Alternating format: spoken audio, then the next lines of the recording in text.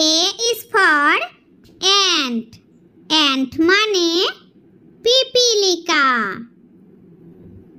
B is for boy. Boy মানে বালক। C is for cup. Cup মানে পেয়ালা। D is for dog. Dog মানে কুকুর। E is for elephant. Elephant মানে হাতি। F is for fish. Fish মানে মাছ। G